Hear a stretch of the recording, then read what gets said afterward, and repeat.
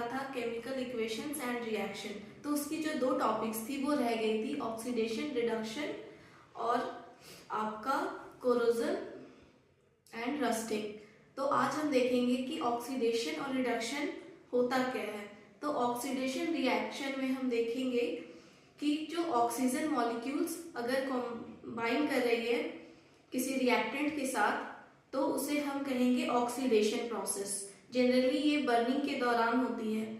अगर वही चीज अगर ऑक्सीजन का रिमूवल हो जाए उस इक्वेशन में या फिर उस केमिकल रिएक्शन में तो उसे हम रिडक्शन रिएक्शन कहते हैं। और जब एक केमिकल रिएक्शन में दोनों चीजें एक साथ हो रही है, ऑक्सीडेशन और रिडक्शन, तो उसे हम रिडॉक्स रिएक्शन कहते हैं।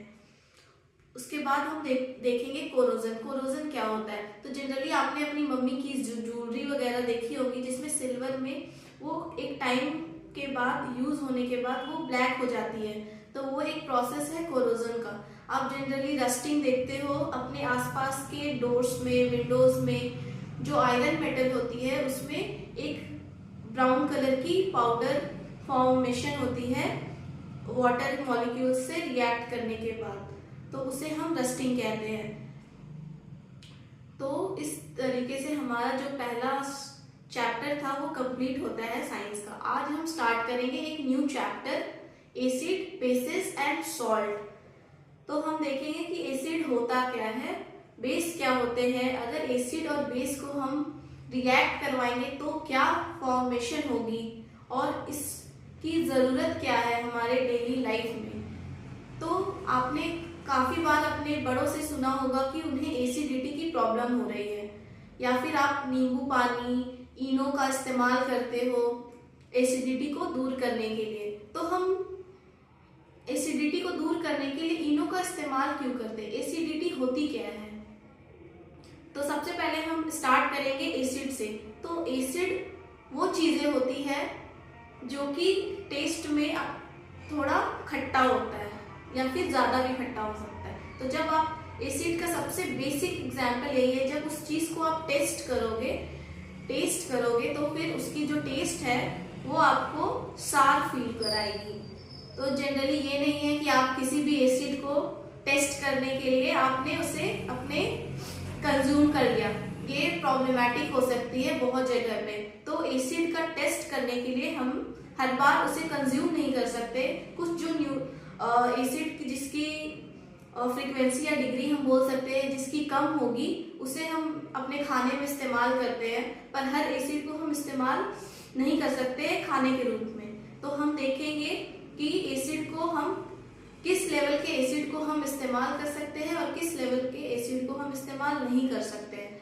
तो एसिड की काफी रेंजेस होती है जिसको हम पीएच मीटर से नापते हैं और देखते हैं कि किस ऑब्जेक्ट की पीएच वैल्यू क्या है, उससे हम डिसाइड करते हैं कि वो एसिड में आती है, बेस में आती है या फिर न्यूट्रल में आती है। तो आपने देखा होगा जब भी आप स्कूल जाते हो तो आप जब लंच करते हो या फिर स्कूल के अगर आप जा रहे हो और ब्रेकफास्ट आप अपने स्कूल ड्रेस में कर रहे हो, तो जब भी आप खाना खाते हो अगर एक भी पार्टिकल्स या फिर एक भी बाइट जो है वो अगर आपके ड्रेस पे चली गई तो वो येलो हो जाती है हल्दी की वजह से।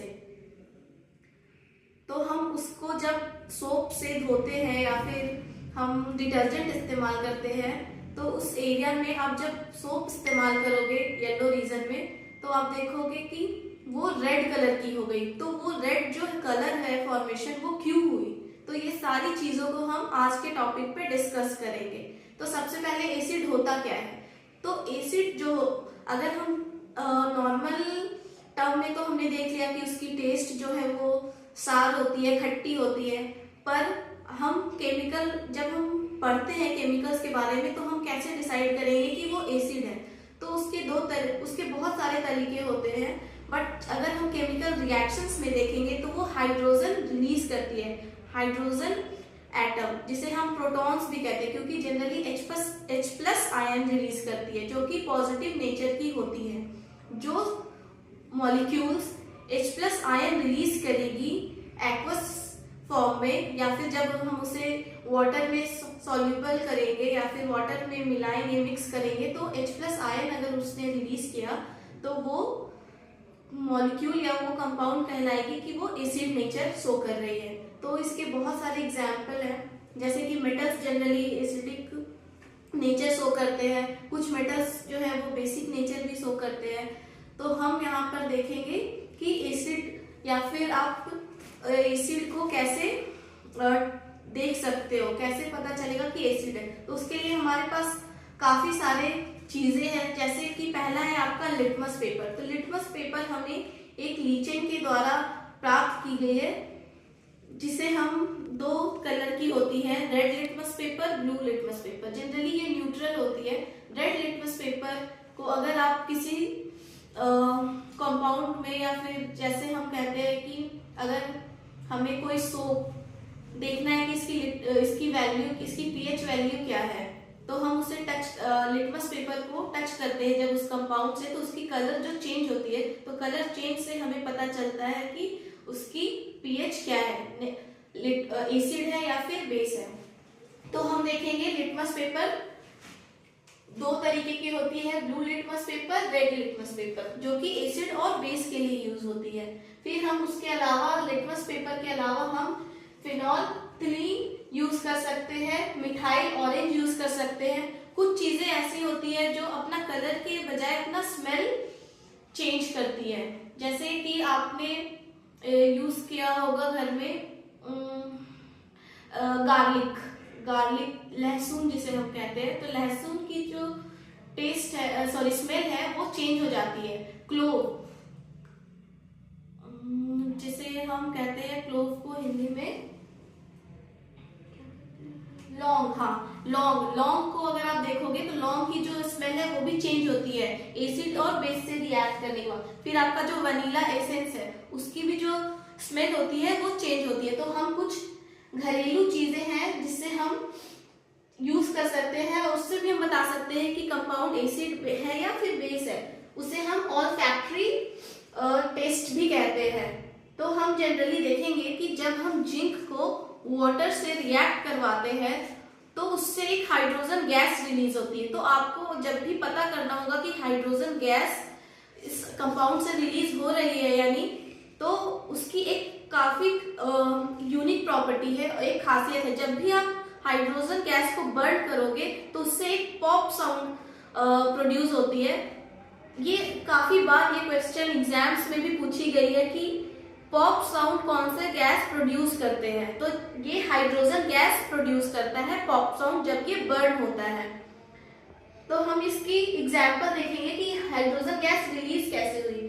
तो जब हम सोडियम हाइड्रोक्साइड को जिंक से रिएक्ट करवाएंगे तो हमारा यहाँ पे सोडियम जिंकेट फॉर्मेशन होगा और हाइड्रोजन गैस जो है वो रिलीज हो जाएगी। अब जब हाइड्रोजन गैस रिलीज हो रही है तो आप वहां पे एक कैंडल रखो, तो जब कैंडल से हाइड्रोजन गैस पास करेगा तो एक आवाज सुनाई देती है जिसे हम पॉप साउंड भी कहते हैं, और वो इसलिए होती है क्योंकि हाइड्रोजन गैस की प्रेजेंस वो इंडिकेट कर रही है। फिर हम दूसरा एग्जाम्पल देखेंगे, कैल्शियम हाइड्रोक्साइड। कैल्शियम हाइड्रोक्साइड में अगर आप कार्बन डाइऑक्साइड को रिएक्ट करवाओगे तो आपके पास कैल्शियम कार्बोनेट बनेगा, जिसको हम कैल्साइट प्रेसिपिटेशन भी कहते हैं, और साथ में वाटर रिलीज होगी। तो जनरली आपने देखा होगा कि कार्बोनेट क्या होता है, एक व्हाइट कलर का कंपाउंड होता है। व्हाइट, जब भी आप पानी गर्म करते हो तो आपने देखा होगा कि उसमें व्हाइट पीपीटी नीचे एक व्हाइट परत बैठती है, तो वो सब क्या है, कार्बोनेट है। फिर हम देखेंगे दूसरा एग्जाम्पल। उससे पहले हम ये जानेंगे कि बेस क्या होता है। तो बेस की जो बेस ये होते हैं, वो उनकी जो टेस्ट होती है वो काफी कड़वी होती है, बिटर होती है उनकी टेस्ट, और वो क्या करती है कि हाइड्रोजन मॉलिक्यूल्स या प्रोटॉन को एक्सेप्ट करती है। वैसी कंपाउंड जो प्रोटॉन को एक्सेप्ट कर सकती है उसे हम बेस कहते हैं। और उसके अगर आप H से उसे पहचान नहीं पाओगे तो आप OH की देखना, अगर उसमें OH लगा है तो आप उसे कह सकते हैं वो बेस है। तो हम देखेंगे कि जब हमने NaOH सोडियम हाइड्रोक्साइड बेस को लिया और उसे हमने HCl एसिड से रिएक्ट करवाया तो हमें एक प्रोडक्ट मिला जो कि NaCl है। तो जब भी आप किसी एसिड और बेस को एक साथ रिएक्ट करवाओगे तो आपको सॉल्ट मिलेगा।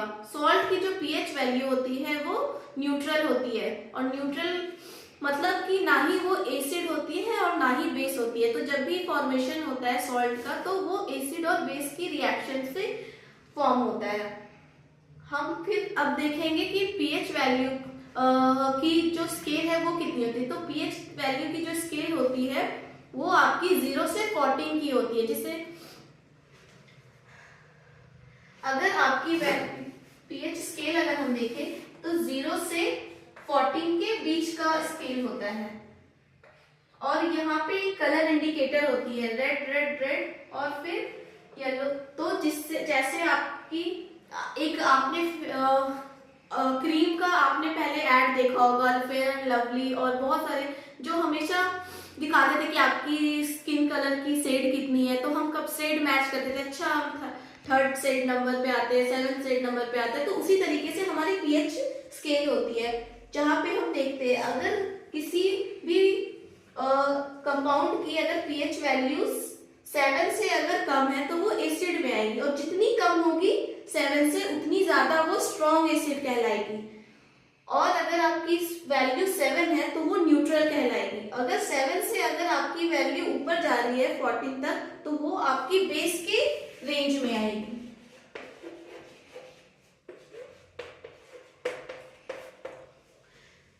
अब हम देखेंगे यहाँ पे कि अगर हमने मेटल ऑक्साइड को एसिड से रिएक्ट करवाया तो हमें क्या मिलेगा। तो जब भी आप किसी मेटल ऑक्साइड को एसिड से रिएक्ट करवाओगे तो आपको सॉल्ट मिलेगा और साथ में वाटर। तो जरूरी नहीं है कि सारी मेटल जो है वो ऑक्साइड बनाए, कुछ मेटल्स जो है वो ये प्रॉपर्टी शो नहीं करते। बट हम यहाँ पे अभी इस लेवल पे 10th के लेवल पे यही देखते हैं कि मेटल ऑक्साइड जब एसिड से रिएक्ट करेगी तो वो सॉल्ट बनाएगी। अब हम देखेंगे कि पीएच वैल्यू क्यों इंपॉर्टेंट है हमारे लिए, पीएच का हम कहाँ कहाँ इस्तेमाल करते हैं। तो जनरली आपके डाइजेस्टिव सिस्टम में जो आपकी एसिड जो HCl रिलीज होती है आपके स्टमक में या फिर एसोफेगस में, जो चीज HCl होती है वो आपके एंजाइम्स को एक्टिव करती है और डाइजेशन में हेल्प करती है। फिर आपकी जो टूथ डिके होती है अगर उसकी वैल्यू अगर पीएच की वैल्यू 5.8 से नीचे चली जाएगी और आपके बॉडी में ज्यादा HCl प्रोड्यूस होगी तो उससे क्या होगा कि आपका जो दांत सड़ने की जो क्षमता है वो ज्यादा बढ़ जाएगी। इसीलिए हमें क्या करना चाहिए, हमारा जो टूथ है वो कार्बोनेट से बना है का, तो इसीलिए हमें एसिड से अगर हम रिएक्ट करवाएंगे तो डीके की प्रॉब्लम जो है वो ज्यादा बढ़ जाती है। इसीलिए हमें अपना जो टूथपेस्ट है वो उसमें हम देखेंगे इंग्रेडिएंट्स क्या क्या है। तो उसमें जनरली हम HF यूज करते हैं, तो हम देखेंगे कि कौन सी एसिड यूज कर रहे हैं, उसकी क्वांटिटी कितनी है, उसकी पीएच वैल्यू कितनी है। तो हमें ज्यादा भी एसिडिक टूथपेस्ट यूज नहीं करनी चाहिए। कभी हम ऐसा करते हैं कि कभी कोयले से रगड़ लिया, तो बहुत सारी चीजें हम ट्राई करते हैं, तो वो सारी चीजें हमें नहीं करनी चाहिए। अपने अगर दांत को आप चाहते हो कि 60 सालों तक अगर आपकी दांत हमेशा अच्छी रहे तो बहुत सोच समझ के आपको टूथपेस्ट यूज करनी चाहिए। फिर हम देखेंगे कि हम कहाँ कहाँ यूज करते हैं चीजों को। जैसे कि आप देखोगे कि आप यूज करते हो ब्लीचिंग पाउडर। ब्लीचिंग पाउडर आप किसी चीज को ब्लीच करने के लिए यूज करते हो, बेकिंग सोडा यूज करते हो। उससे क्या होता है कि कार्बन डाइऑक्साइड रिलीज होती है और जो आपका फ्लफीनेस होता है चीजों में, जैसे इडली बनाने के लिए या फिर आपको बेक करना है तो उसमें भी जो प्रोसेस हो रही है ना वो सारी चीजें ये रिएक्शन से ही हो रही है। फिर वॉशिंग सोडा जो आप कपड़े धोते हो उसमें भी ये सारी प्रॉपर्टीज ही हम देख रहे हैं। फिर हम एक एग्जाम्पल देखेंगे कि जिप्सम हम कैसे बनाते हैं। तो हम कैल्शियम सल्फेट को ले रहे हैं और उसमें हम वाटर मॉलिक्यूल्स ऐड कर रहे हैं, तो उससे क्या होगा कि हमारा जिप्सम फॉर्मेशन होगा। और यही आपका क्या है, plaster of Paris. Plaster of Paris कहाँ कहाँ इस्तेमाल हम कर सकते हैं, ये काफी ज्यादा इंपॉर्टेंट आपकी इक्वेशन है प्लास्टर ऑफ पेरिस, जो हमेशा आपसे पूछा जाता है एग्जाम्स के दौरान कि प्लास्टर ऑफ पेरिस कैसे बनता है। तो आप कैल्शियम सल्फेट हाइड्रेट फॉर्म में अगर आप यूज कर रहे हो और उसको हाइड्रोजन मॉलिक्यूल से अगर आप रिएक्ट करवाओगे तो आपके पास जिप्सम का फॉर्मेशन होगा। और ये चीजें आप यूज करते हो पेंट करने में, जो आपकी पुट्टी होती है ना, किसी स्मूथ सरफेस अगर आपको करनी है तो वो सारी जगह पे हम प्लास्टर ऑफ पेरिस का इस्तेमाल करते हैं। प्लस आपकी जो हाथ टूट जाती है वहां भी हम प्लास्टर करते हैं ना, वहां भी हम ये चीज का इस्तेमाल करते हैं। तो बहुत सारी जगहों पे हम इस चीज का इस्तेमाल करते हैं। तो आज का सेशन यहीं पे हम एंड करते हैं। बाकी और भी ज्यादा डिटेल्ड वीडियोस अगर आपको चाहिए होगा तो प्लीज मुझे कमेंट करें और इस वीडियो को जितना हो सके शेयर करें। ये काफी ज्यादा हेल्पफुल होगी आपके 10th बोर्ड्स के लिए। Thank you.